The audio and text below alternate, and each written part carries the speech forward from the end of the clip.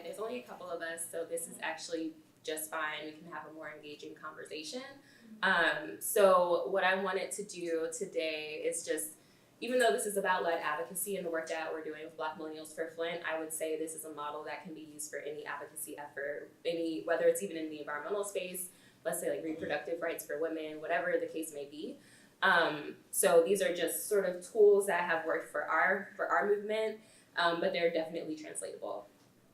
So my name is Michelle Mabson. I'm the Chief Advocacy Officer for Black Millennials for Flint. I also wear a second hat as a staff scientist at Earth Justice. There are a number of Earth Justice attorneys who are presenting today, as well as 2 of our legislative staff in different sessions, so I figured I'd put that out there.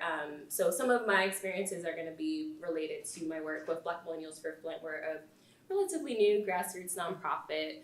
We were founded in 2016, and we only got our 501c3 status as of this January, so it's pretty new for us.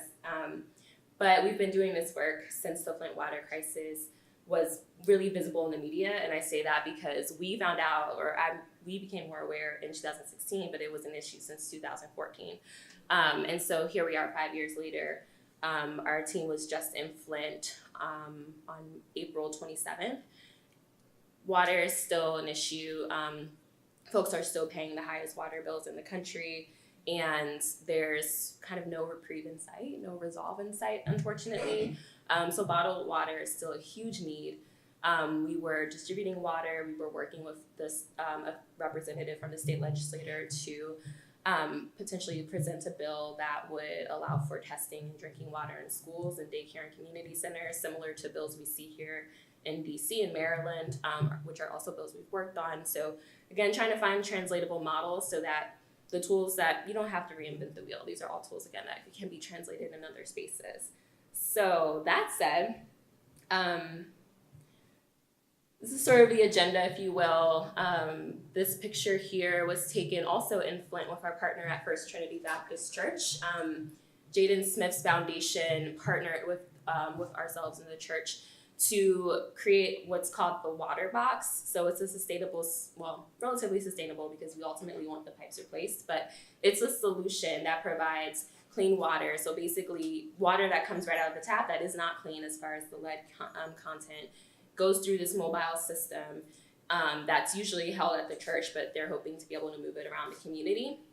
And it streams like 10 gallons of water per minute. So it's a sort of more on the side of if you're coming to get water for your household and you have one of those big 12-gallon jugs, you don't have to wait. Like one of these water fountains would not do the trick. It's gonna take way longer. So it's built to scale for people to be able to utilize water spigots either outside or inside of a facility. And it was an incredible labor of love for the Jaden Smith's group, his Just Water, and now they're called 501c3, their foundation that he's just started, are trying to also basically provide clean water solutions around the world, but they're piloting their work in Flint because of the need for water. So just a quick explanation there. I would love to learn who all is in the room, just because, again, there's only a couple of us. So if you wouldn't mind introducing yourself and just saying what brought you either to this space today or at least at the conference, what are your kind of interests as far as the field is concerned, and then we'll go from there. Well, my name is Rahel. I am a student here, and I work with the Office of Sustainability. Great. And I went to one of Sokovi's events at the SGA, and kind of sold me on it. Compelled you to come out. Okay. That makes sense. And what year are you? I'm a senior. Senior? Yeah. Literally about to graduate in a couple literally. weeks? Right on. Howard grads, I'm between Howard and also University of Michigan. We're in the same conference, but it's all love.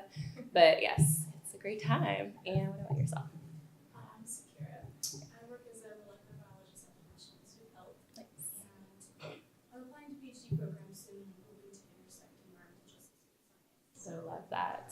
I'm just really trying to get involved more. Okay, sounds good. And I know you are a volunteer, but maybe we can get your participation. Yeah, hi, I'm Miranda. I'm also a student here. I'm a senior, also about to graduate.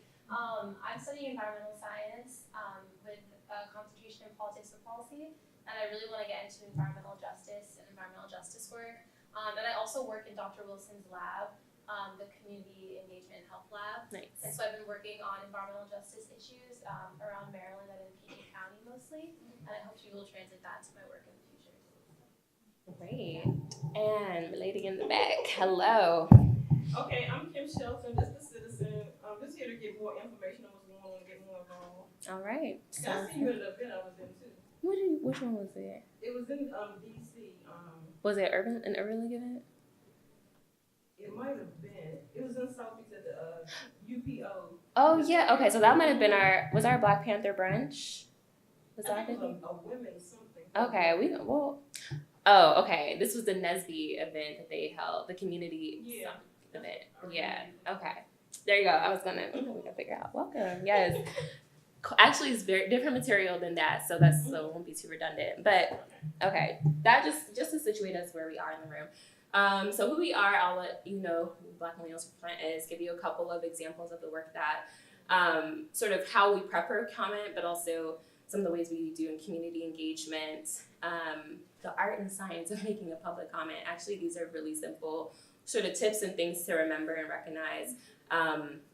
Putting on my Earth Justice hat real quick, for big organizations like that, really well-established organizations, the rules and things that they know about are like, it's almost second nature. So some of the bureaucratic systems, whether it be at the state level or federal level that you might be working in, they have so many specific things you need to just keep in mind when you're preparing comments. So hopefully just that's why I just say it's sort of an art and science, because of just knowing how to navigate that space. And then a question and answer period. So who are we? We were founded, like I said, in 2016. We seek to empower communities to take action, and specifically to eradicate lead exposure in African American and Latino communities. And we focus specifically on Black and Brown communities because the last vestiges of lead exposure tend to be in our communities. They tend to be in more urban areas, in areas where housing stock is older. And even in the case of Flint, which is not necessarily an urban city, the pipes not being replaced and sort of the decisions that were made were still steeped in environmental racism. So we're looking to address lead once and for all and eradicate it in all of the places, whether it's in consumer products, water, paint, homes, et cetera. And sort of our vision is seeing a nation where both community leaders unite seeking environmental justice, but also where we're in a lead-free community, and we sort of have the hashtag lead-free-USA as our sort of go-to and kind of steeping our work, because we do have programming across DC, Maryland, Flint, as well as Memphis, Tennessee. And we do hope to expand in other cities, but again, ultimately addressing this issue across our nation. And so for part of our sort of action plan, and this was developed, I'd say, almost as soon as we got together, and it's kind of amazing with action plans, they should be able to sort of evolve as your organization evolves, and it's sort of crazy to be like, oh, it's been several years now that we've been around, and these are still tenets that we make sure that that's sort of the goal we're striving for. So continuing to raise funds to improve quality of life in impacted communities. We specifically do that with our water drive in Flint. We've brought sanitary items and a number of goods to the city. And also, again, trying to get those resources. The water box, I'd say, is a great resource. It limits the need for bottled water, but we still recognize that people can't all access one church at the same time. They're still limited in the scale in which they can provide water, so we still do, again, the bottled water distribution. We advocate for the eradication, again, in all of these areas: consumer products, air, food, housing, soil. And we educate and equip the general public with digestible information. So both steeping it in what is the science around lead. Lead is a neurotoxicant. It has no place in our body. Not only does it replace the calcium deposits in our body, so it deposits in our bones if we're calcium deficient, but it has long-lasting neurodevelopmental effects. So those, just digesting that piece, but also, again, how do we advocate for ourselves with equipping us with that knowledge? And then finally, building coalitions with like-minded organizations. This is probably the biggest crux for us because we're a 5-person board now. We actually just interviewed and selected a new board member, which is something we hadn't done in years, but we all have full-time jobs. We all are sort of trying to do what we can in this space and not, again, reinvent the wheel and sort of leverage our relationships with other organizations. So we've worked with the NAACP, the Urban League has been a huge part of our story, and just organizations across mostly the DMV. I'd say we've sort of, again, been able to do work in Flint as well as Tennessee, but most of us are based here, and so it's making those connections where we're sort of localized. So I'm going to quickly run through these. So I already said we were founded in 2016 in response to the water crisis. Here, I don't know if y'all are familiar with Margaret Copeney. She is coined as Little Miss Flint. She's only 11, but when she was about 7 or 8, she wrote a letter to President Obama and he actually convinced him to come to Flint, see what was going on, and has been a huge advocate ever since. Like, she's grown into this and she's still not even a teenager. So we partner with her group to do water distribution, but she is excellent, both especially in social media. Like, she's got kind of a fiery, I don't know if it's her mom or her, but somebody is just putting people in their place. It's amazing. But also really keeping this issue alive, because her family in particular uses bottled water for drinking, for bathing, for showering, for cooking, everything.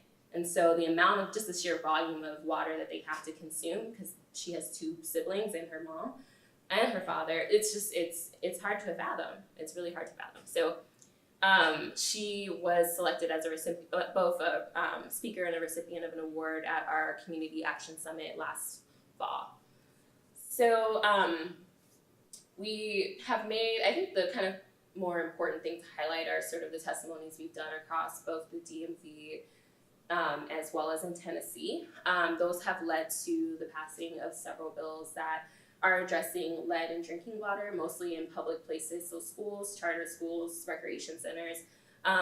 Unfortunately, it's hard to get at lead in homes, especially when it comes to drinking water, because the service lines can be replaced anywhere outside of the home, but EPA has yet to determine whose primacy or who owns the pipes inside of the home. So typically, it just falls to the homeowner. It's really expensive. It's over $5,000 just to replace them. And that doesn't include other sort of construction fees. And most people just don't have that, or if you're a renter, it's also not something that you can just tell your landlord, like, replace my pipes. It's probably not, it's not feasible. So one of the things that we've really been working on is at least making states aware that schools and other public places that fall under their purview, under their primacy, at the very least need to be taken care of. So we've done some work in both, again, DC, passing the DC Childhood Lead Prevention Act in 2017, and recently have testified at the Maryland legislature for 2 bills. One that was looking to address, again, lead in drinking water in schools, and the other bill addressing elevated blood lead levels and trying to connect child care services and health services to children who have elevated blood lead levels. So those are not necessarily going into implementation just yet, though the DC bill passed. There's funding that's already allocated toward this, and DC should be doing its job. One of the things we're hoping to update actually is sort of an audit of seeing where does DC stand. So they've got this sort of directive. How are they using the money? Are they really up to date on the sort of things that are on the checklist for this bill? We've also worked with DC Water, which is actually a private utility. Most water utilities are private, or there's sort of a public-private partnership. So working with private companies is a little different. You can't just tell the city to do something. There's no public comment for working with those sort of organizations. So we were able to work with them to at least update their language in their boil water advisory, namely because if you boil water, lead is not going to be removed. In fact, it's going to just accumulate. And so just trying to update little things like that when you're telling people in an emergency situation about what water, how to drink their water, how to make sure it's safe to drink, not to at least let them know what protocols to use to ensure that they're not also increasing their lead exposure. We received a number of awards here. We've just highlighted the Green Room Award during Congressional Black Caucus Week last year.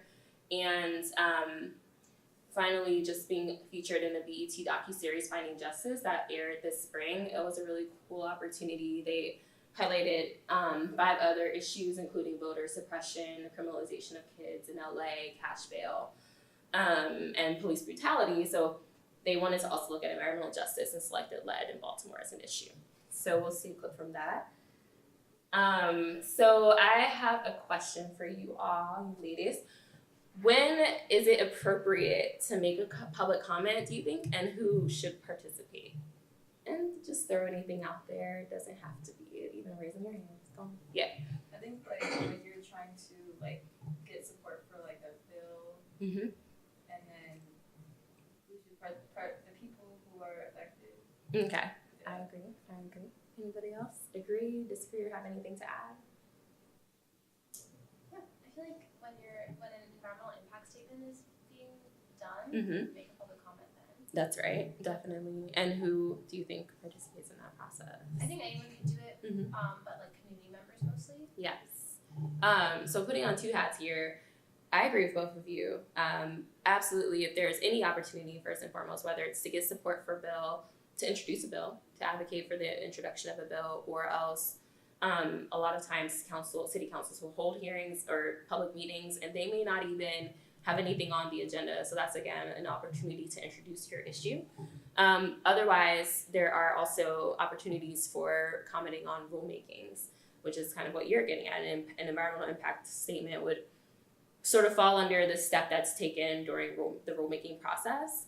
And that's another huge opportunity to voice an issue. Putting on my Earth Justice hat, a lot of the groups that we work with, even though we're a national organization, we work with a lot of community groups as our clients, and they have the biggest say. They're the impacted parties. It's not enough for Earth Justice to say, hey, we're concerned about this thing you're doing here, when both the federal agency, and even if we get to take it all the way to litigation and to court, we have to prove standing, meaning we have to show that there's actually impacted people based on what issue we're trying to sort of raise. It's unfortunate, and honestly, to me, I don't think we should be so siloed as a country. Just because I may not be in the same zip code as one person, if it's an issue that's impacting a community, I think you should definitely allow the voices and elevate the voices of folks in the community first. But if you're just garnering support or you're a concerned person, unfortunately, the way we are kind of set up, people only want to respond to their constituents and people who they feel impacted. But basically, anyone can participate and should participate in the process. So thanks for engaging me there. And I guess here, the second question, I don't know if it got cut off a little bit, but it just says, how do you convince people to make a public comment? I don't think I'll be able to fix that, unfortunately. Yeah, but how do you convince people? What do you think it takes to garner support, not just from yourself, but from people in your own community? Show them how they'll be personally impacted by a project or a bill. Mm-hmm. So yes, show their personal impact. I agree there. I feel like it's hard to get people to like talk unless it's like in Flint there's like people they have to talk about it. Mm-hmm. That's right. I think part of it, especially if you are, but also, did you have something to add? I wasn't sure if I missed it. I heard this earlier, but some sort of thing where we could train people from the community that's impacted. Yeah. What to say, what to emphasize when you make public comments, and maybe what to do. Okay, that's sort of where I was going to go. And did you want to add anything? No? Okay. So essentially training. So you have to make sure that the issue is accessible. So if it's something kind of wonky, even like an environmental impact statement, let's go there. I think that's a relatively wonky issue for a community, even if they're, they see the impact, they may know like, oh, construction's about to happen. And so usually when there's a proposed construction site, that's when an environmental impact statement has to be done actually first. So it's sort of in the proposal stages, but nonetheless, maybe people are becoming aware that something's going to change. And you have to sort of break down the language. If it's a language barrier, again, if the issue's sort of wonky, try and personalize it and make sure people know exactly how they're going to be impacted, what skills they can bring to the table based on their own, no worries. Are you here for the lead advocacy? Yes. Okay, great.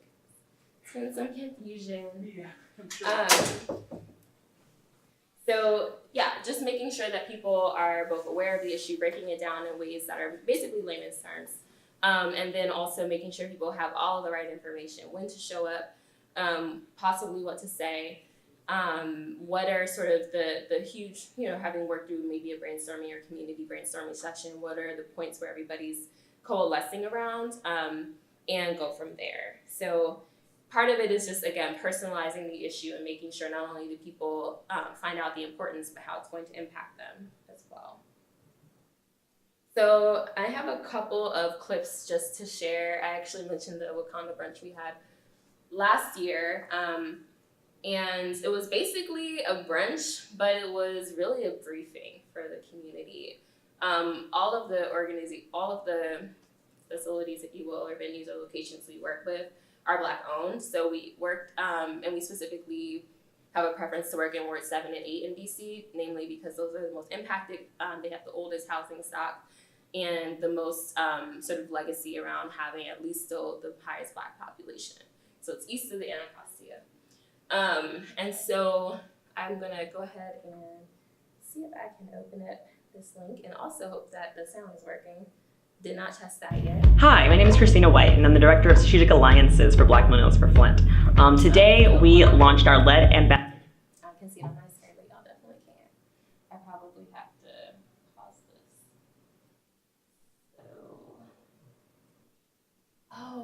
Wait, is it mirroring? No, okay. I think it actually is mirrored. Okay, that's fine. I'm gonna go ahead and restart that. It's only a minute. Hi, my name is Christina White, and I'm the Director of Strategic Alliances for Black Millennials for Flint. Today, we launched our LED Ambassador Leadership Program through a brunch to Wakanda for a Black Panther brunch. We really wanted to get people engaged in the community about the dangers of lead, and so we hosted a brunch today to, be the catalyst for a conversation that gets people talking about lead in drinking water and to advocate for safe drinking water. Our goal is to empower community members to advocate for for safe drinking water in their own communities. And Ward 8 in DC has a large problem, and so we are advocating for them, and we're advocating for safe drinking water all over the world in these urban and rural communities where lead runs rampant in the drinking water. It's our goal that we would like to have a lead-free USA. Okay, so most of this we post on social media, which is why it's a minute. This one probably was on Instagram, but I share that because it's just to give an example of ways in which you can meet people where they are. The brunch was free and completely catered. We also included vendors who just be folks. Losing precious moments to migraine? What if you could find moments like this or this? With Ajovi, a preventive treatment for migraine that reduces migraine days and can be taken quarterly or monthly. Do not use if you're allergic to Ajovi or... Sorry. So vendors who are interested in just, again, engaging us and engaging folks who might attend the brunch and using it as a way to inform folks about our Lead Ambassador program, as well as some of the work around the DC Lead Prevention Amendment Act of 2017. So it was both informational, we got feedback, it was engaging in that respect, and then also we're able to get some more support as far as folks who'd heard about it maybe for the brunch aspect, which was perfectly appropriate, but still were able to walk away having learned both about the issue, but also we can follow up with them in other ways. Of course, we have sign-up sheets and things like that. So that's just one effort. We've done community training, so a number of webinars. We've worked with other organizations, including like working with Dr. Wilson. We've presented here in the past as well. And Dr. Wilson actually helped sort of tap us to work on the BET project. So maybe for the folks who are familiar with Dr. Wilson's work, that project may not be kind of new news. But he helped us sort of work through that. We've been a part of roundtables and workshops on this issue, both with big national organizations and then more localized organizations.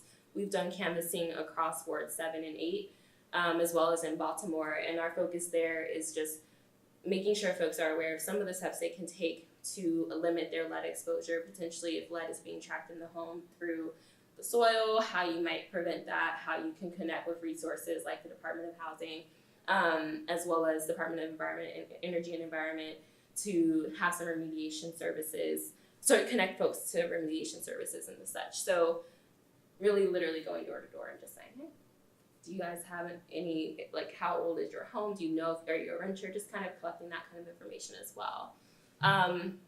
Again, the work we've done with Jaden Smith and a number of other sort of folks in the pop culture, celebrities in today's world, you do have to meet people also where they are, which is online.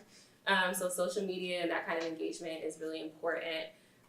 One of the things that sort of compelled us to work in Baltimore was the travesty with Freddie Gray and Corinne Gaines. Are y'all familiar with them? So we also, I'm gonna just play this real quick, one more video that is around trying to connect people in Baltimore with this issue.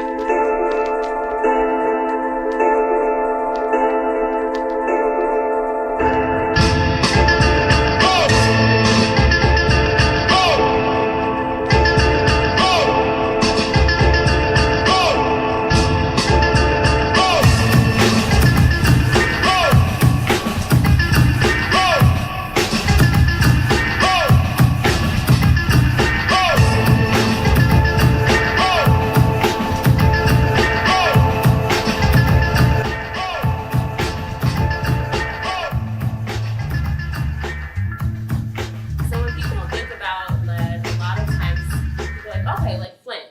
And it's like, yeah, but you know, it's closer to home than that. Like most cities, most American cities have an issue with lead. Baltimore is definitely a site. I'm from New Jersey originally, North New Jersey, Camden, huge issues up there. And so taking a story like, okay, let's center the issue around police brutality. Let's center the issue around, in Baltimore, people have been literally taken advantage of. Both Corinne Gaines and Freddie Gray were victims not only of childhood lead poisoning, but of predatory practices, which essentially when they were both awarded, they kind of, it's sort of an award from either, I believe it's from the state. And it's sort of a sum of money that's provided up until you're 18. And these companies come in and say, hey, you're gonna get, I don't know, $300 a month for the next 12 to 15 years. We'll give you X amount of money, and in a lump sum, which is only a fraction of what would have been gained if that person would have said, no, I'm just gonna keep the money in the sort of allotments that I'm getting monthly. And so those are the sort of practices which take advantage of communities that are rampant in Baltimore. It's not illegal, unfortunately, to sort of have that, to literally say, hey, we know where these cases have been settled, who's gotten money for it, and then going in and trying to take advantage of families that are already dealing with other issues. So working with actually Corinne Gaines' family was something that we found to be really important, especially for the BET documentary, sort of highlighting that issue. Her two children are still recovering, honestly, from the trauma of it. Her youngest son was shot in the leg actually during that time. So dealing with that trauma, the family is still split because both siblings have different fathers, so they had to go off with different family members. So it's a whole, like, from a personal issue, we're vested, but wanting to make sure that people are still aware of all of these connections and the ways in which lead is really an insidious sort of issue to be dealing with. It's one that we shouldn't have to be dealing with. It's almost silent because the ways in which it manifests, whether that's in ADHD, autism, any of those neurocognitive decrements, the IQ loss, it's really hard to know, especially in schools, when you're suspending a kid for, let's say, I don't know, acting out in class, whether they might actually have been lead poisoned. And even in Flint, we've heard stories of, in one case, a woman's son had been suspended 52 times, and he's only in the 3rd grade. And they found out when they tested his blood that he had well over the action level where he should have been actually taken to the hospital. It was just whatever the source in the home was, it wasn't necessarily the water, was working on his system and basically making it so much harder for him to pay attention in class and being labeled a problem student So again, that sort of insidious legacy is that this child who really needs more care, more attention to really meet the level of educational attainment that he could possibly meet, and is instead having that stripped from him and he's sent home or sent to detention, whatever the case may be. So I digress. I think I went on a little tangent there, but really trying to connect and personalize these issues is a part of that goal. So I am gonna go quickly through these. This is just sort of thinking through the important pieces of public commenting. If you are going to participate in a public comment section, you wanna make sure you get there earlier than the meeting starts. Usually there's sort of a sign up period and they're making sure folks who've signed up even in advance are actually on site. And so you don't wanna lose your spot. And you also wanna know when they might be calling you to go next. And so arriving as early as possible is very much recommended. If you are going to sign up the day of, typically comment sessions are open until the last speaker has gone, and they'll wait maybe about 30 more minutes. So even if it's a full day, if somebody doesn't come, and we've actually had instances where we've sort of tried to position people to make sure that comment sessions don't close, because if it's during the day and people aren't getting off of work until 5, and the comment session, let's say, ends at 7, you want to have that gap of time. You want to make sure people are still going to get that opportunity when they're off of work. So just being mindful of those sorts of practices. Most comments are limited from 1.5 minutes to 5 minutes. 5 minutes is the max that I've ever seen. I shouldn't say we, I have worked at EPA, but most places do not allow for you to yield your time to another person. I recently presented public testimony at the U.S. Commission on Civil Rights, and this was actually on an immigration detention center issue. And so many people who were there were needing to either use a translator or else were advocates or former detainees who wanted to express what had happened to them. And so folks wanted to say, hey, I'm only going to take a fraction of the time. Can I yield this to a person who has a lived experience? And just by virtue of the rules, that's not allowed. So it really is enforced, and it's mostly, even though it's at the discretion of the chairman, typically they enforce it because once you open that opportunity for one person to pass on time, everybody will actually, you have to be equitable. And so usually they will not allow you to yield. You have to, I would say, where are we here? Oh, there may be limitations on time, etc. So for testimonial statements, just making sure that they're typed. It's great if you can speak off the cuff, but don't worry about trying to do that. Just speaking and making sure that you're clear and having that written down, so that if this is the only opportunity someone gets to hear you say something, it's not jarbled or anything like that. You don't go on an unnecessary tangent like I've probably done through this presentation. It's just nice and neat and easy. They should address any of the elected officials in the room. Yes, you are a constituent, but if there's a way you can personally saying a person's name and sort of trying to make sure they're really paying attention, just little gestures like that make a difference. And then obviously make sure your affiliation and information is listed. This also got cut off, but it just says general public comment tips. Unfortunately, don't know what the first one said, but coordinating comments with other community members ahead of the meeting is really important, if you can. So earlier we talked about, how do we take an issue and make it relevant to folks? Once you have people engaged, having those brainstorming sessions is really vital, because in 5 minutes or 1.5 minutes in some cases, it's really tough to get through all the issues. And so you shouldn't be left alone trying to and list out every single issue that you're trying to get at. Generally speaking, the umbrella issue is something you want to be repetitive of, whatever sort of ways in which you can sort of, even if it's a hashtag or a phrase or something that really drives the point home. But otherwise, if you have other people who can focus on different issues, then coordinate your comments that way. Make sure, if you can, have a fact sheet. We've created fact sheets for community members, just to, even if you're showing up the day of and you haven't been able to attend a brainstorming session, then you can at least have some of the facts at your fingertips. And maybe that'll compel you to not just be a listener and observer, but to actually participate in the comment session. Again, just reiterating, do not feel obligated to speak off the cuff.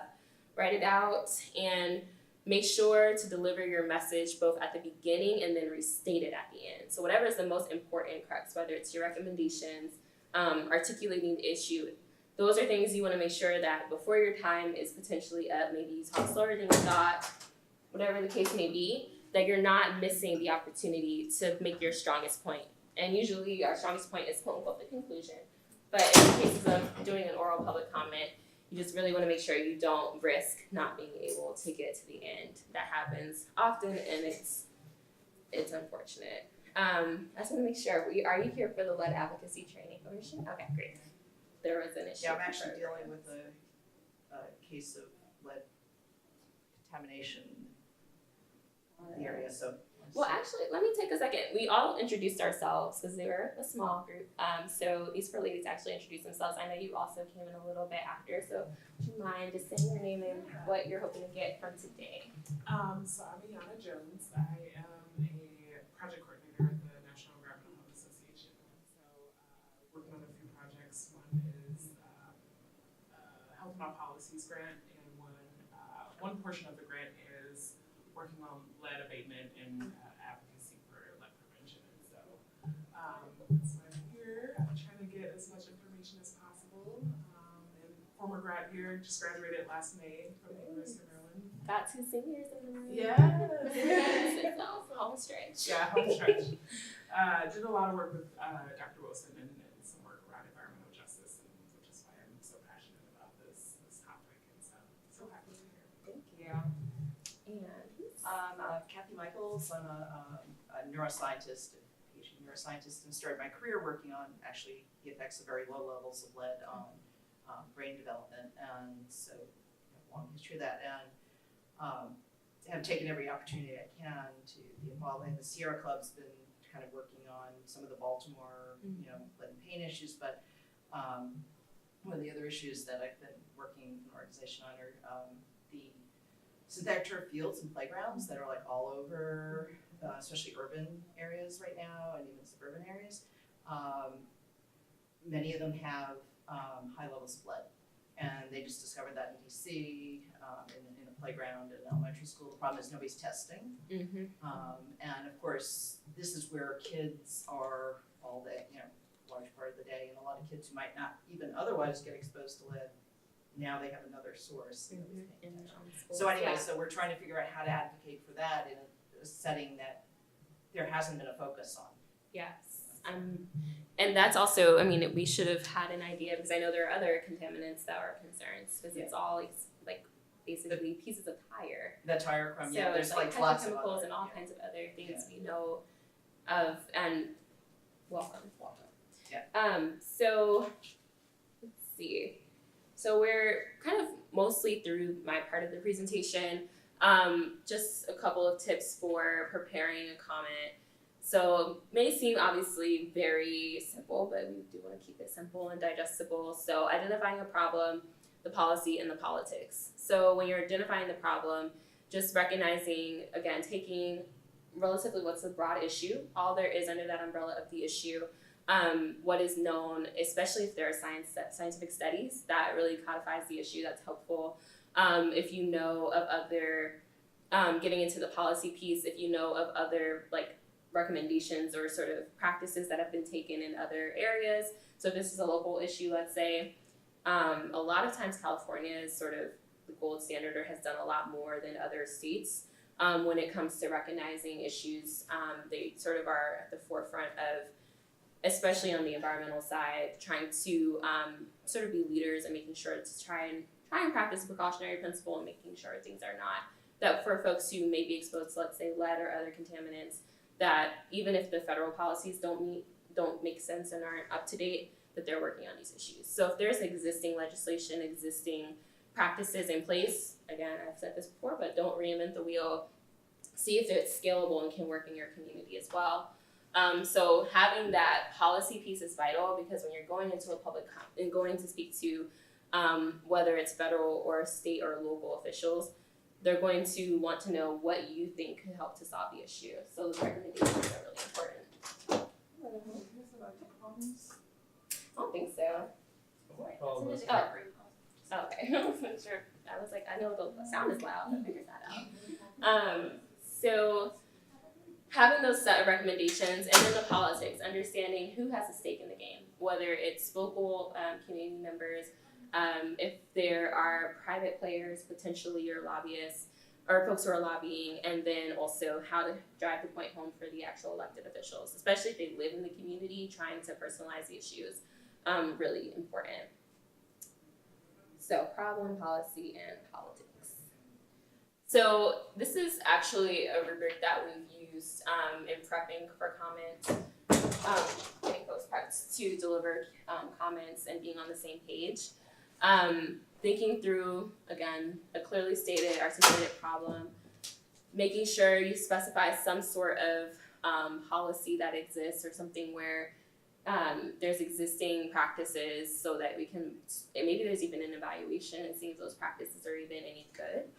Identifying and making sure you understand who all the stakeholders are at the table, and then some level of recommendations. It's not enough to, again, just go and state the problem. You have to be willing to say, even if you don't know a solution, engage us, continue to engage us. Literally saying to it, like we've worked with a council member in DC where by virtue of attending these sessions and both being vocal, but also having some level of reciprocity, saying, if you want to engage us, let us know. That's actually been really helpful, and that's how we were able to engage on the DC Lead Prevention Act 2017. So this rubric is simple, but it's something that really sort of sets the bar for if obviously if something falls into partially meets or does not meet, how can you sort of improve some component of an issue? Yeah. Are you here for the lead advocacy training? Yes. Okay, great. Time-wise, so here it's actually, this is kind of cool. Delegate Robin Lewis is a speaker here today. She introduced a bill that was around reducing lead risk in housing and identifying elevated blood lead levels, and trying to improve some of the casework that's done when children are identified as having elevated blood lead levels. So that's an issue that we've also testified on with in front of the Maryland legislature. And one of the other sort of powerful things to do in terms of working on and testifying is that when something is introduced, getting that community support only adds to the likelihood of something potentially being passed. So if it's something that a delegate, let's say, or somebody more localized like a councilman is introducing, if there's no support from the community or it doesn't seem like it's something that folks are really engaged on or seem to care about, there's potential that that's just not going to go through a vote and pass. So being able to testify and make that case is really important. So I'm not going to go ahead and click on the bill, but here we're trying to, this is sort of an activity, and I don't know if we have we don't exactly have even numbers, but in fact, maybe it's better if we just sort of think through this together. It won't require us to like do things on our own or with a partner. So here I'll just read out the problem. What we're gonna do is talk about an issue that actually was something we experienced when we did canvassing in Baltimore. We were going to different properties where there's a list of lead violations online, and they date back to as late as 2006. We visited way more than 100 homes, but out of at least the 100 that our team visited, only 2 people were aware of those lead violations. Now, many people were renters, and those type of violations are not something you're necessarily going to get in the mail and know about, especially if your landlord has a different address than where you're living. And even in that instance, only one of the folks who we were talking to had started the process of trying to hold their landlord accountable. So here is at least an issue around, there's already sort of a policy in place to address lead in terms of housing. And these violations, even though this is sort of an issue of enforcement, there's a disconnect between what the city is doing in terms of enforcement and informing folks about the issue in their home. And so sometimes people have to take action into their own hands and try and make sure that they're actually getting either whether it's the enforcement activity done or taking their rights to the state if that's necessary. And so we were more trying to information gather and figure out, well, how aware are people in the first place? And in this case, obviously many people are not aware, we're trying to think through, well, what's next? So this bill has been introduced. It is seeking to identify more children. We were also asking, do you know if you have any children under 6 in the home? Because children under 6 are most impacted by lead exposure. Or if there's a pregnant woman in the home. So questions like that. And this bill is meant to address some of those issues, except that there's still a connection between the city and its and those who are living in the city with making sure that people know what their rights are, but also getting those sorts of enforcement activities to happen. So what to do? As a person who is seeing this problem, how might we present this to either the local government, so like literally the city government, or take it as far as the state to articulate this issue? So we're going to go through this rubric, and I think the best way to do that, we'll just, if you just want to raise your hand and say what you think or how you might clearly articulate the problem at hand. Is there anything else that we would need to know in order to understand this problem better? Here we have at least one piece of legislation that's important, but thinking through, should we look elsewhere? Who do you think might be impacted, and what are some of the recommendations you might make? So this is obviously a really quick activity, but I just want to gauge what you all are thinking about as far as the importance of trying to like work through this issue. So even though I don't think any of us are from that community, we can still try and put those hats on. So from the issue around clearly articulating the problem, is there any other way we can sort of expand this problem statement? Any other questions you might have about this problem? Yeah. Maybe you should talk more about like why lead is, like what the problem with these lead paint violations and like why it would impact communities, why they should be concerned about it. Okay, that's a great way. That's something important. And also thinking about housing stock, so the age of homes, right? Because we can at least say, for those areas that do have a lead paint violation, maybe the home has been remediated on its own without, since these violations aren't exactly up to date. So we didn't actually observe that, but understanding how old the home is also really important. Anyone else? Like the specific areas. Specific areas. So the locations, is this sort of in certain parts of the city or not, and not all? Yeah. I think that's a good question. One of the things we observed in DC, for instance, a lot of the issues with lead in drinking water in schools were only being addressed in wards 3 and 4, where there's more affluent community members who were both concerned and voicing those concerns. So they were getting some testing done, and it ultimately led to testing being done across the city, but also remediation being done as well. So seeing where those pockets exist is really important. Anything else?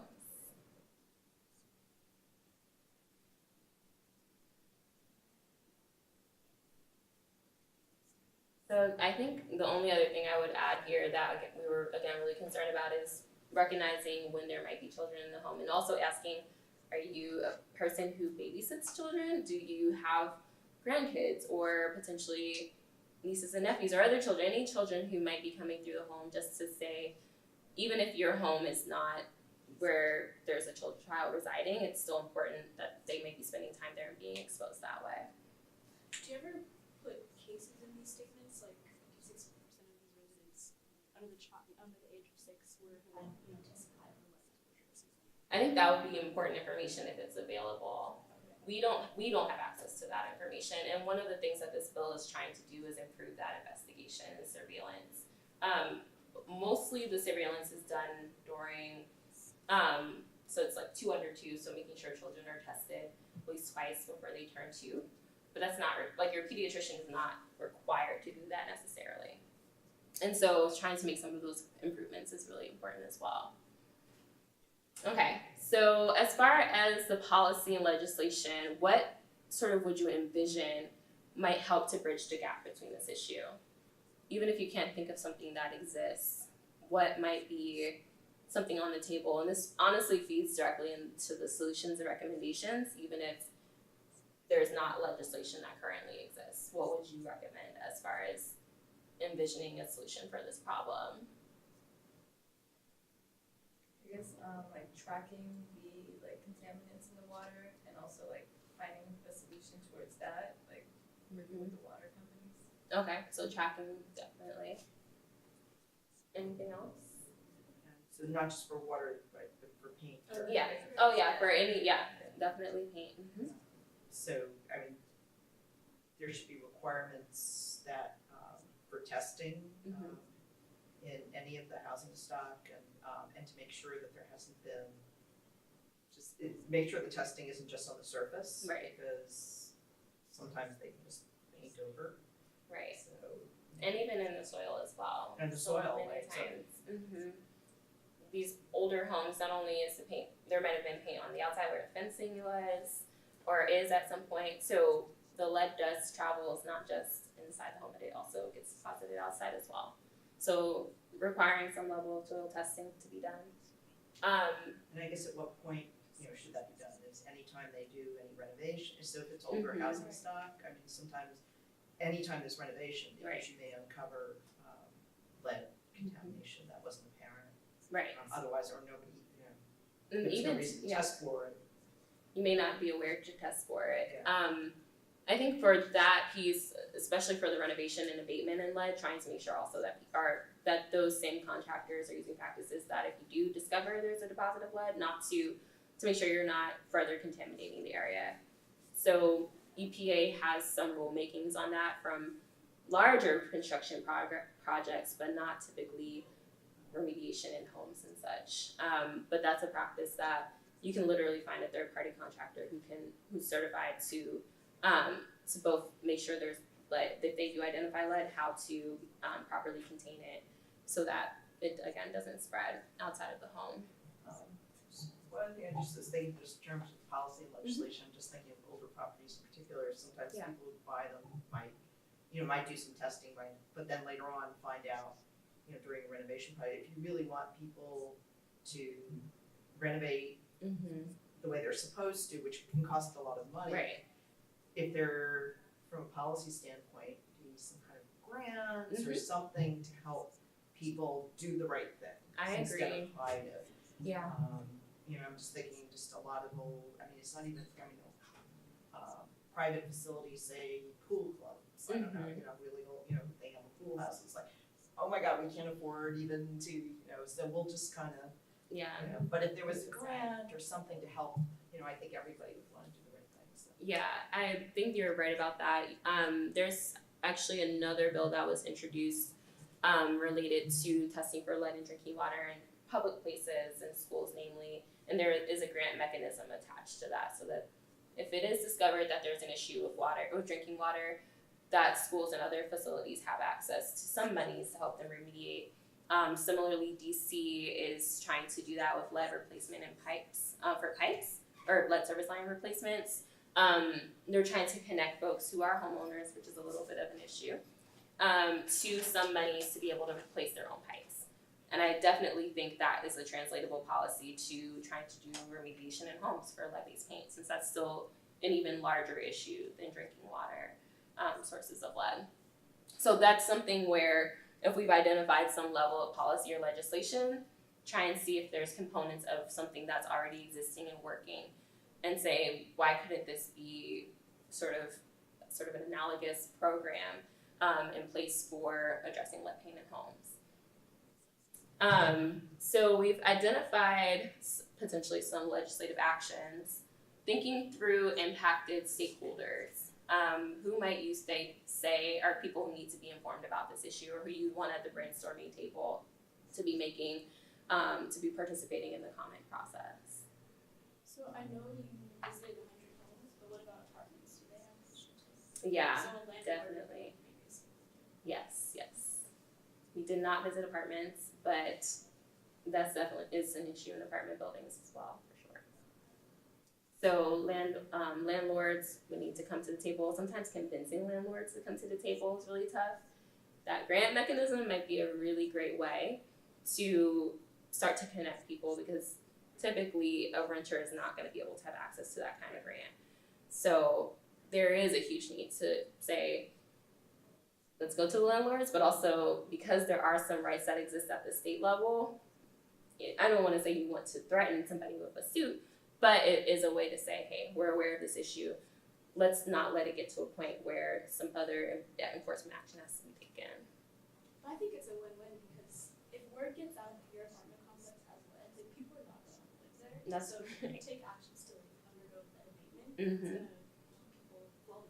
I would agree. I mean, it's one of those issues that unless it's in the media, it's really hard for people to know what's what or what's the state of housing, of their housing stock. There's just, unless it's listed on something like Zillow, I guess. But for a lot of folks who are living in sort of either housing projects or else in older homes, however they may have identified that home in the first place, it's harder to connect and make sure that the next person doesn't move in behind you. Because like you said, some people do just paint over the paint and say problem solved, as opposed, and then that paint continues to chip and cause more issues. So it can be a pretty vicious cycle. But I agree, it could be a win-win if there's a proper connection between the landlord having, like, potentially losing tenants. So anyone else? So we have landlords we'd want to bring to the table, homeowners. In some cases, like in DC, for instance, there has to be a statement of lead testing to be done when you're in sort of that right before you close on a home. So that's not in place in every state, but that's something that would be really helpful. If you're a homeowner and you're about to at least sell your home, then you're not selling your property to the next person and there potentially be lead contamination. Yeah, I mean, in Maryland, or at least in Montgomery County, I don't know if it's all in Maryland, they required that when, I remember when we bought our home 25 years ago, they actually found lead on the metal banisters outside the door. We wouldn't have known, and they were required to remediate it. So, and that I was glad. Yeah. To, that. So yeah, that could be really helpful. Right. Again, it's not one of those. I mean, radon is another thing you have to Yeah, test that's for. Mm-hmm. Lead, and those are things you might not even Be think thinking about of, yeah. Especially if they opt in to do it. If it's not on the top of your list of things you're concerned about when it comes to, like, let's say closing on a home. And then you find out about later, then again, it's like, okay. And it's on you to replace it. Yeah, what do I do? I don't have much money, particularly, at the lower, depending on where you are in the spectrum. It's a huge problem. Yeah. Like realtors need to be like involved also Right. in terms of I like agree. presenting the information of like, blood levels inside the Right. I mean, if nothing else, they are another person to present information and get folks engaged now.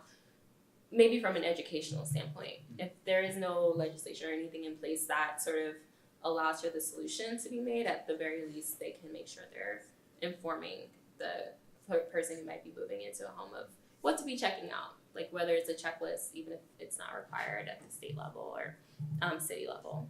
Anything else? Anyone else? I just have a question. Yeah. So for the Flint, Michigan crisis, I know that it's decreased property values in some places, but is lead paint the same thing in homes? Like, would it also decrease your property value? If the finding that, like, the housing stock is old enough and there's lead paint in homes, that could be a reason for real estate values to go down. I mean, it's one of those issues of if the onus is on the homeowner or someone to buy the home to have to do the remediation, that's an extra effort. Trying to think if there's been any recent examples. So, because the easiest way to know is just by the age of a property and if it's ever been remediated. And so most property stocks are, wherever you are in the city, you can know how old they are. Property values, for instance, in Ward 8 in DC, which have older housing stock, it sort of goes hand in hand because they do have lower property values, but it's not necessarily due to the lead paint. But it can go hand in hand. So thinking through the politics, so folks might be fearful, especially if you're a renter. That's something to keep in mind. You would want to think through how to avail some of those concerns. And empower people, especially when you start to say, well, you can hold your landlord accountable, and here's how, and here's some of the folks who you might be able to work with, who can do that work pro bono. The property owners who are in violation, again, if they could sweep it under the rug, they might. So it's really important to identify again, the renters versus homeowners, and try and identify the landlords and at least do the due diligence of informing, saying, hey, did you know you're on this floodplain violation list, and go from there.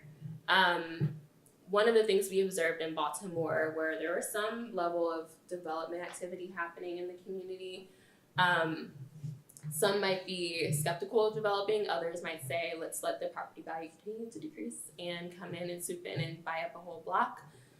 So that can obviously lead to gentrification and other issues down the line. That's something to keep in mind as a dynamic that might be happening. If there are other legislators who don't have issues with lead exposure, it's harder to get them to the table and concerned and convince them that this is an issue that they should advocate for. We were literally told by one of the state reps that we've worked with in Michigan that the state is tired of hearing about Flint. And it shouldn't be super surprising when it comes to politics, even though Michigan just elected a Democratic governor, the House and the state, the House and the Senate are both controlled by Republicans in Michigan. And so a lot of things just aren't moving. And if it's not an issue in other cities, it's not something that's going to get the money or even just the support from state legislators. So trying to figure out how you can go across the aisle can be really helpful and incentivize other legislators to get on board.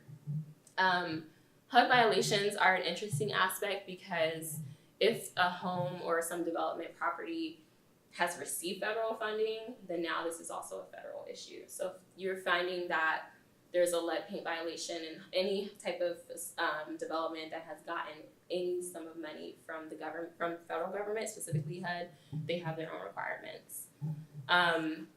The Baltimore Health Department violation is also an interesting aspect because they should be, at least based on this bill, connected to doing surveillance in the home and making sure for children who might be present in a home that testing is done.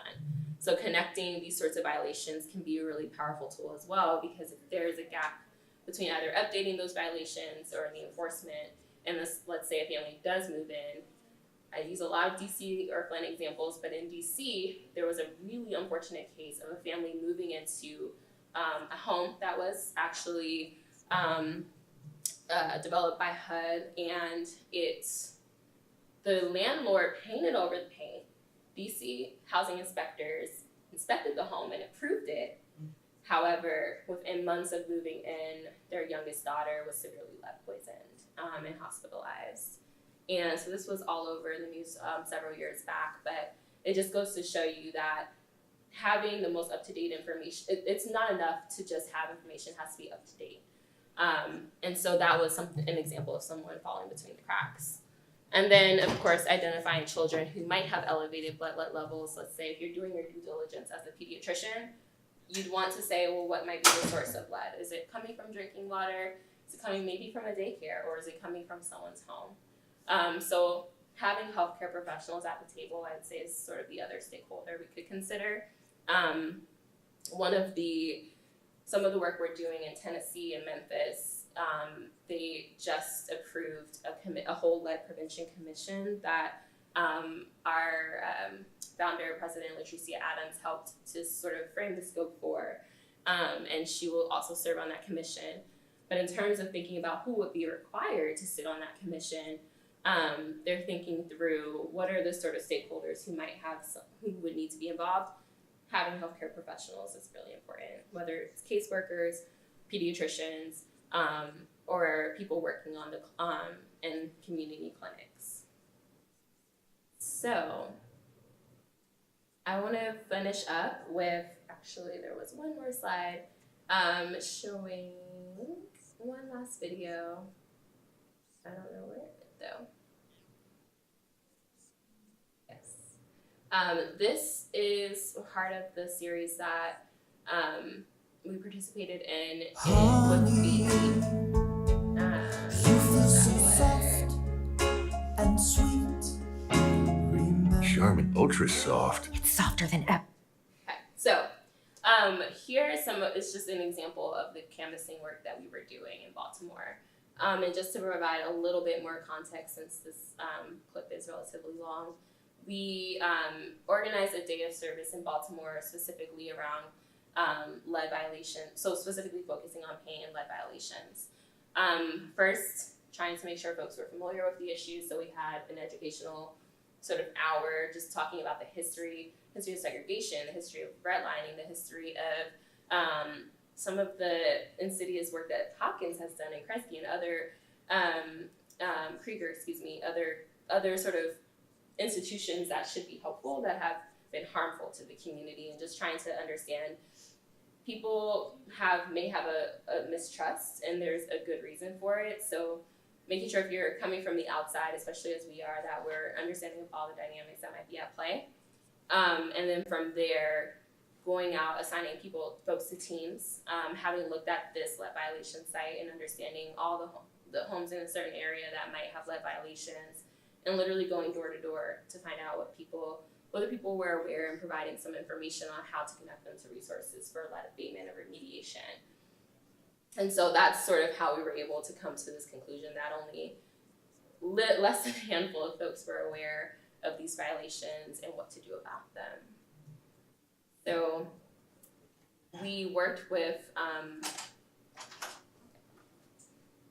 BET and Good morning. Thank you for coming out to the kickoff for Lead Prevention Week. It's going to be really interactive and engaging. Black Millennials for Flint's mission is to create a lead-free USA. Part of the kickoff includes visiting homes that have lead paint violations. So part of the work is just to tell people, did you know? The other part of that is knowing your rights so that they can hold their landlords accountable. It makes me angry that no one is being held accountable. I didn't know the seriousness of it or anything until, my sister was killed.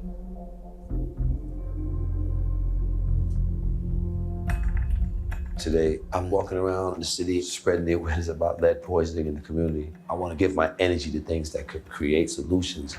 So one of the cool things about working with Michael Williams is that he's a former actor on The Wire, which was based in Baltimore. So even though he's not from Baltimore, he's actually from Brooklyn. Him being in the community, it was something that brought folks out, got people curious, and it can be another way of getting folks engaged and thinking oh, you care about this problem. It's something that they want to learn more about. Hi, how you doing? Hi, ma'am. How are you doing? The Baltimore City Health Department has this property listed as having a lead paint violation. We need to spread awareness because you have people living on contaminated properties. Thank you so much. Yes, ma'am. Most of us in the communities nowadays are renters, and we don't know what's behind those walls. We weren't taught to even ask those questions. When women was displaced last inspected for lead.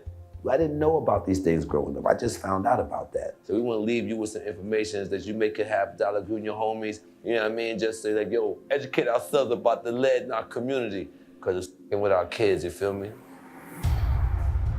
839 is vacant. 839 is right here. Yeah, it's vacant. Yeah.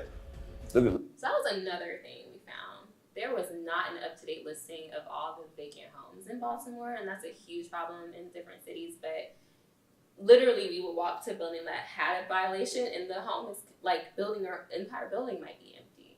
And so from the level of the city government to not have an up-to-date inventory of vacancies is also a problem. And so that's another issue that we've been trying to think through, is what can be done to improve just knowing where these vacancies exist, because look at this peeling off the wall. You get a shot of this in here? Look at that shit. Inside how much peeling paint there is. Look at it. Pause right there. All of the paint, yes, it's still on the wall, but the dust, there's no door. The type of contamination that just might be on the soil of folks who are walking by, they're impacted as well, or homes that might not be too far away. So it's not just enough to say, okay, well, people don't live in these properties, it's not a problem. If it's not remediated, then there's still a potential for humans to be exposed. Look at that. It's just hanging.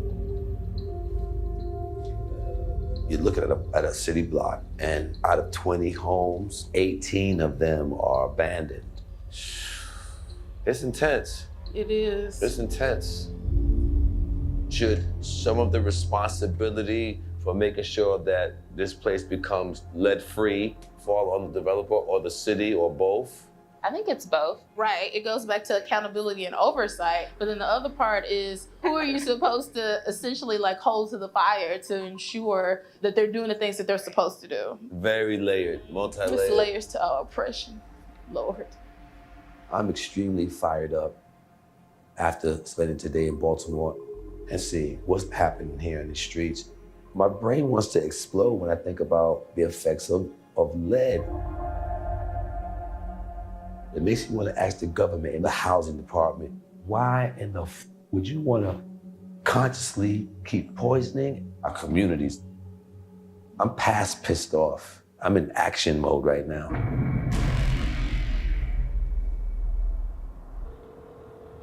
Record your message after the tone. This is Michael K. Williams, trying to get in contact with Dr. Ben Carson's office one more time. I'll try you back a little later. Thank you.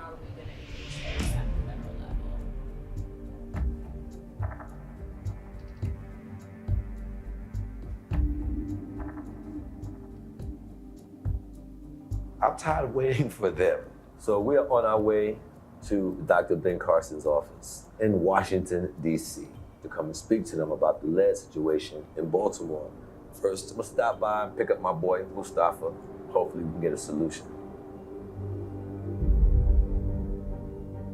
When communities are powerless, when communities are poor, they will get the short end of the stick time and time again.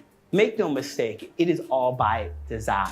We found a lack of regulation and enforcement when it comes to protecting children from lead. We were surprised to learn that the federal government is aware of lead in homes that it rents to the poor, but it has a policy of waiting until a child is harmed.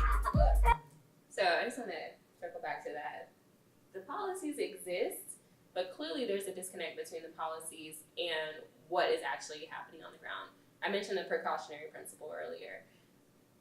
The precautionary principle is saying, hey, it is not being practiced here if you're just testing children to see that there's a problem in the first place. We already know, at least for lead in housing and paint, at the very least, one of the biggest indicators is just the age of the home. And lead isn't coming from, there's no sort of regenerative sources of lead, in the sense that once it's removed from the soil, once it's removed from a home, once it's removed from drinking water in our pipes, in consumer products, we're pretty much in a space to completely eradicate it and eradicate any of the unnecessary impacts of lead on children. And so anyway, it really still blows my mind. I've also worked at the EPA and I've seen some of the work going on with the lead and copper rule, which is what failed in Flint's case, the application of the lead and copper rule, which regulates lead in drinking water. And they're still trying to work through simple issues that this rule has been around for decades.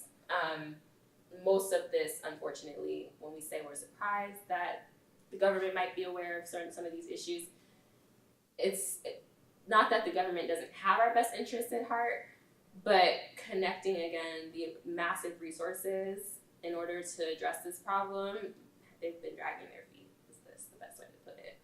And one thing, because you mentioned the precautionary principle, one of the really sad things here in the US is we don't operate under the precautionary principle. Right. Other countries do, a lot of countries in Europe, although they're not perfect, but at least it is a principle by which you can actually address prevention.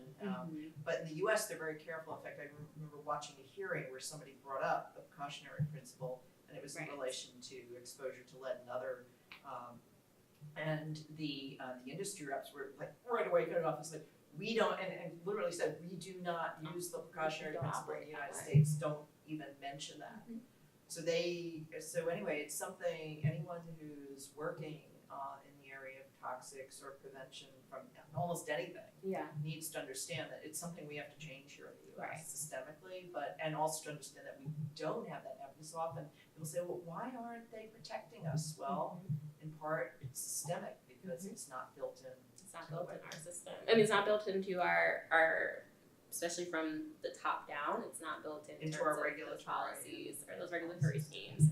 And you mentioned the industry, like lobbyists are hugely powerful, and tend to ensure that that's not going to change. Like, we as advocates are sort of the ones who are pushing literally against these barriers, against the status quo, because otherwise the business as usual is to just not introduce something in the legislature, or just not update or improve a rulemaking at the federal level or local level. So a lot of it is unfortunately incumbent on us to be pushing and advocating for these changes, because it's not on the table or in the books just yet. Mostly it's not on the table.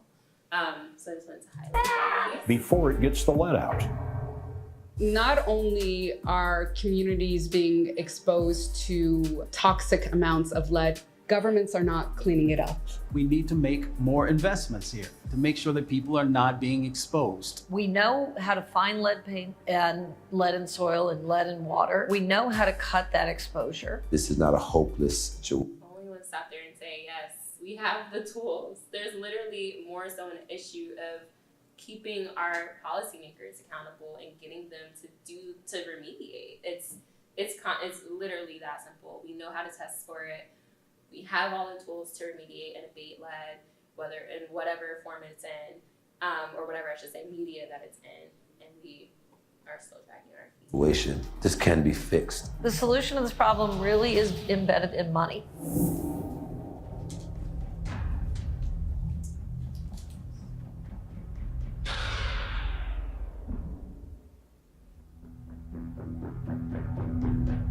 If we invested in the homes in America that have the highest lead hazards where children live, we would save in 5 years over $250 billion that we spend on after-the-fact care for poisoned children today. Intentional damage was done to Black neighborhoods. So if we're not interested in repairing those neighborhoods, then there's no way we can alter the trajectories of the people that live in these red line communities.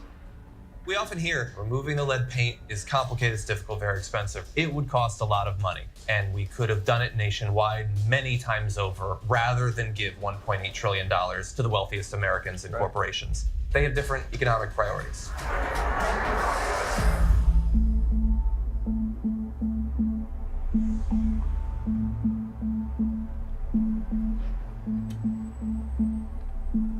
Hello, brother. How you, brother? Try to be like Hello, man. Bless. Congratulations today, brother, on all your accolades, brother, and the work you do. Real talk. I'm just overwhelmed by everything that's been going on. Me coming to Baltimore and learning about the lead situation in the soil and in the water there. Needless to say, I'm a little stimulated. So we know that in our country, about hundreds of thousands of kids are being impacted by lead, and we are being disproportionately impacted. I often say that it's almost like economic and environmental apartheid, which is happening inside of our communities. In communities of color, your zip code determines how long you will actually live, what you will be exposed to. Lead will lay dormant in the bone marrow of the female and will release upon pregnancy. I just found this out yesterday. We are doomed from conception. It's just real talk. And that's why, one, there has to be more education, but two, we gotta hold people accountable. When they talk about cutting the lead program, they are doing a huge disservice because you are literally using people's tax dollars to poison them. When you have an administration, like the Trump administration right now, that is cutting resources at EPA in relationship to lead, cutting resources in relationship to HUD, then you have to ask yourself, why would you do that if you know that we have this problem that's going on? It's disheartening. Secretary Carson has the responsibility as the lead for the president to make sure that everything is flowing properly. We have been in communication with his office prior to coming up here. Then all of a sudden they just went MIA on us. So we have to talk about accountability and find out, what's his plan to eradicate the lead problem. So let's go knock on his door and see what he said. Yeah, man. So if you wanted to follow up on that, no. Carson was not there. They Discover Caress with Floral Fusion Oil for caressable soft skin. Indulge in the rich lather and delicate scent. Pamper yourself. They did know. And in fact, when they went to follow up as far as where can we find? That's on BET's website.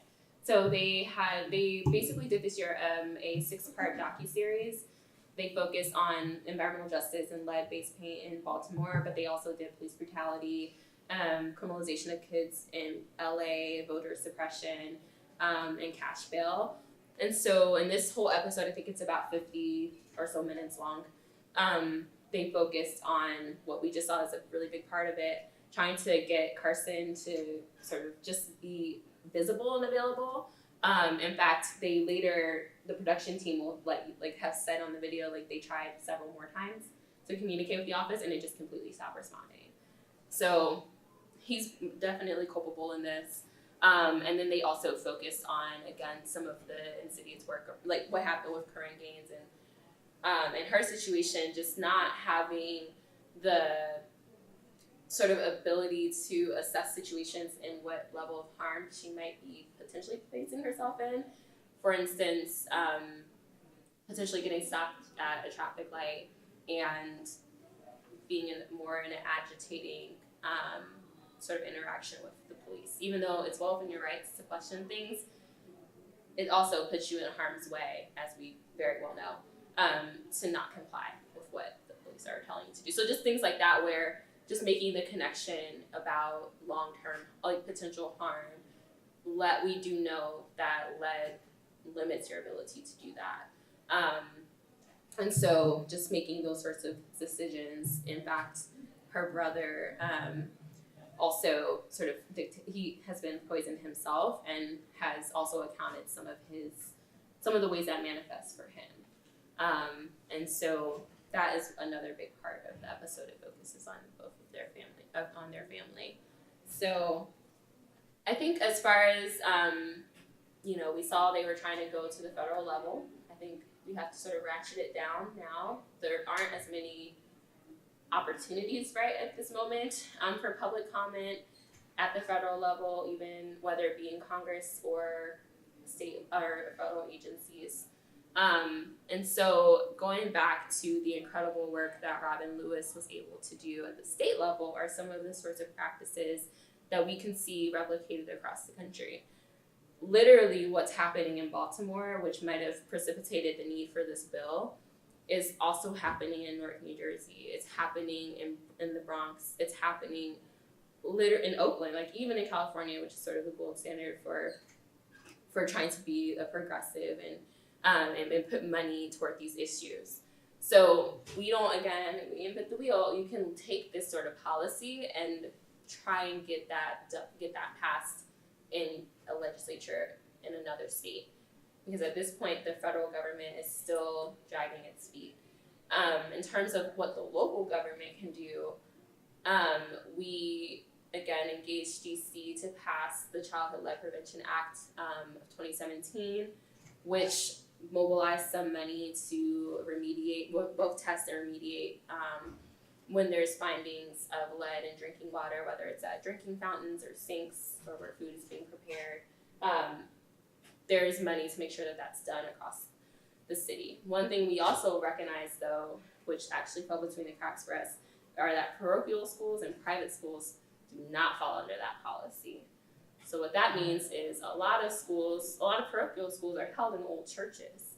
And in DC, for instance, those churches don't necessarily have updated fountains and things like that. And we didn't realize until after the bill was passed that they just hadn't been included in the sort of in the scope of that bill. So there's no money that's made available, or at least no requirement for testing in old churches, let's say. And so that's one really big gap that we've identified. So there's a lot of improvements even when things are passed that need to be made, and recommendations that we're still figuring out, especially when improvements are made to bills, how they might then again translate in other cities or other states. So that was essentially, I don't know if folks are. We have about 1 or 2 minutes. Oh, okay. I wasn't sure if this was over at 3:40 or not. Or wait, is it about 3? Oh, we are. Yeah. Oh, sorry, I was just starting. Oh, We're finishing up. We are finishing up. Yes. Okay, I'll wait. Sorry. So I definitely really appreciate all of the engagement from you guys, especially seeing that last clip or anything else. Do you have any parting thoughts or I don't know, I have some frustrations when I think about where we stand in this country, but even frustrations are welcome as well. Yeah. Okay. Like as far as you know, is there anything like that the Maryland State Senate like has in its power or jurisdiction to do? For lead-based paint in homes? Yeah. There's, I mean, especially from making sure that there's money, first and foremost, available to locales to have the level of enforcement that's needed. Maryland or Baltimore will tell you they just don't have the money to do this sort of enforcement.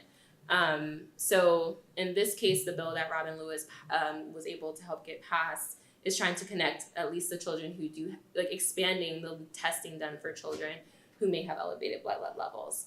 Because currently even there's a huge gap of just the number of children that we know about. There's many children who we don't know may have elevated lead levels. So connecting them to caseworkers is one example. But I think, as Ruth Ann Norton said on this video, the economic and sort of the monetary piece is really important. Like that's an easy way to start, just budgeting next year, let's say, next fiscal year.